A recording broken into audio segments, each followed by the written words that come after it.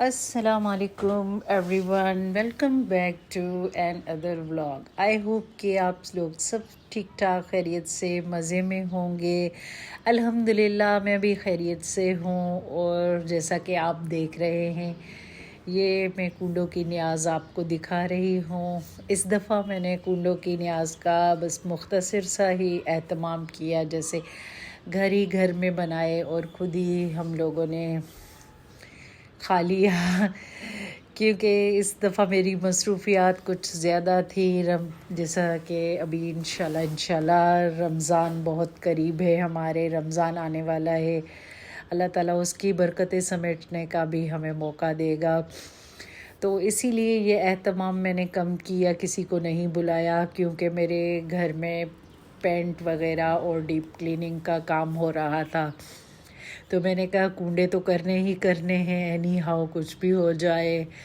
तो अब get together नहीं रख लेते, लोगों को नहीं बुलाते, खुद ही नज़र का एहतमाम कर लेते हैं। क्योंकि कूंडों की न्याज़ इमाम जाफ़र सादिक अलैहिस्सलाम की न्याज़ होती है और वो मैं हर साल उसका एहतमाम करती हूँ। इसीलिए आप देख रहे हैं कि किस रीज़न की वजह से मैंने नहीं किया कूंडों का लोगों को बुलाने का एहतमाम। और जी, ये शाम में इतनी ज़बरदस्त अचानक से इतनी ज़ोरदार कराची में बारिश हो गई कि मैं बता नहीं सकती। बैठे हुए थे और अचानक से इतनी बारिश देख के तो हम हैरान।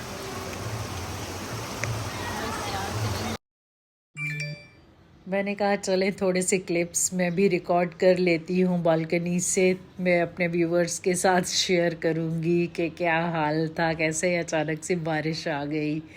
खैर शुक्र है बारिश आई। बारिश के आने के बाद तो कराची में थोड़ी ठंड की लहर महसूस हुई, वरना बारिश से पहले तो जनवरी ऐसे गुज़र गया, खामोशी से, कोई ठंड वंड नहीं थी।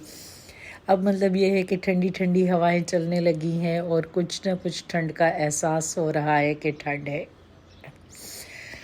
और जनाब ये बारिश में चाट और पकोड़े ना हो, चाट और पकोड़े ना हो तो क्या मज़ा। ये मैंने चाट मंगवा ली थी। और जनाब यहाँ पे डीप क्लीनिंग चल रही है, सारी चीज़ें पेंट होने के बाद अब इन सारी चीज़ों की डस्टिंग वस्टिंग डीप क्लीनिंग हो के सारी चीज़ें समेटनी है। और आपको पता है ऐसे ही पेंट करवाएं तो ऐसा घर हो जाता है कि जैसे अभी अभी हम शिफ्ट हुए हैं सारी चीज़ें। क्योंकि इस दफ़ा मैंने सारी चीज़ें आगे पीछे करवा के सारे फर्नीचर कुछ थोड़ा बहुत कॉकरोचेस का इशू चल रहा था, उसकी वजह से भी फॉर्मिकेशन वगैरह सारी चीज़ें करके मैंने कहा एकदम इंशाल्लाह रमज़ान में मेरा घर नीट और क्लीन होगा। और मैं अपने ड्राइंग रूम लिविंग रूम का भी मेक ओवर करूँगी। तो जनाब ये है 27 रजब की रात, इस पे मैंने बनाई थी बिरयानी और मीठा, क्योंकि आपको पता है कि 27 रजब को भी मरहूमीन के लिए ख़त्म का एहतमाम किया जाता है, फ़ातिहा का। तो इसीलिए मैंने ये एहतमाम किया था। बिरयानी बना ली थी, चिकन बिरयानी बना ली थी और कस्टर्ड बनाया था, साथ में सैलड था।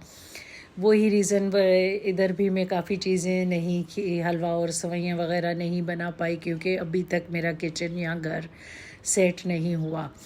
और जैसे जैसे सेट होता जाएगा इंशाल्लाह मैं आप लोगों के साथ शेयर करूँगी।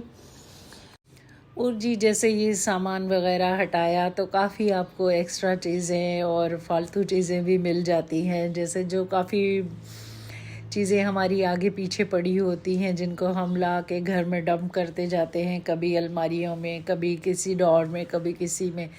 तो वहाँ से मुझे ये शॉपर्स बहुत तादाद में मिले, क्योंकि हर दफ़ा शॉपिंग करते हैं तो काफ़ी ना काफ़ी शॉपर्स वगैरह जमा हो जाते हैं। तो ये मिले, मैंने कहा चलें आज मैं इस शॉपर का क्यों ना DIY बना लूँ, ट्राई करके देखती हूँ। अगर ये अच्छा बना तो फिर मैं अपने व्यूवर्स के साथ भी शेयर करूँगी। मैंने रिकॉर्डिंग इसकी स्टार्ट कर ली, पर वाकई ये बहुत अच्छा और यूज़फुल बन गया।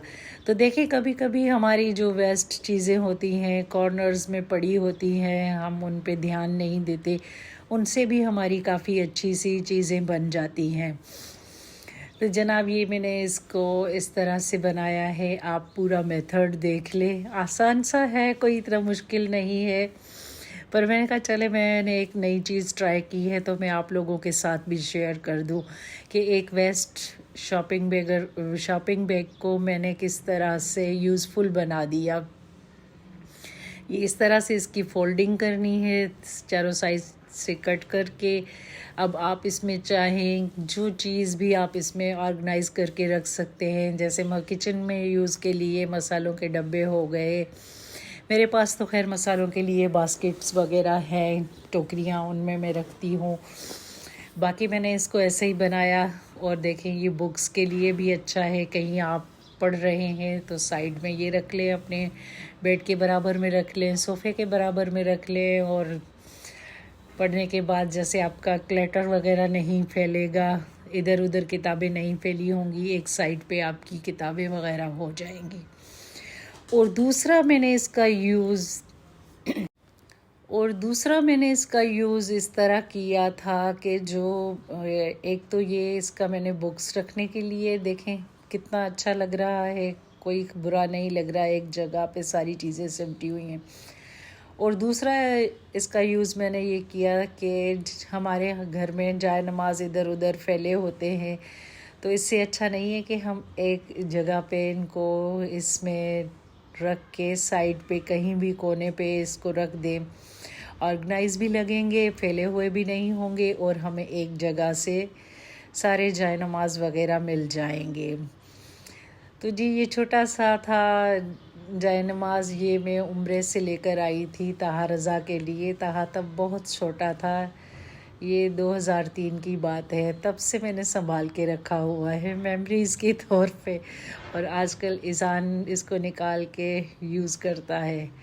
और देखें ये जो बास्केट है इधर भी हमने लगा दी तो कोई वो नहीं हो रहा, एक जगह में साफ़ सुथरा सिमट की चीज़ें रह गई।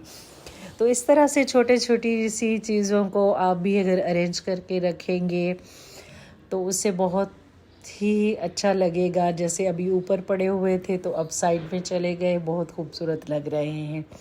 आई होप कि मेरा ये आज का आइडिया DIY आपको अच्छा लगा होगा। और जी ये मैं अम्मी के यहाँ गई हुई थी, वहाँ पे मेरी सिस्टर ने क्लिप बनाई थी, तो मैंने कहा चले वो भी मैं आपके साथ शेयर कर दूँ। आई होप कि आज का मेरा व्लॉग आपको पसंद आया होगा। टेक केयर, अल्लाह हाफ़िज़।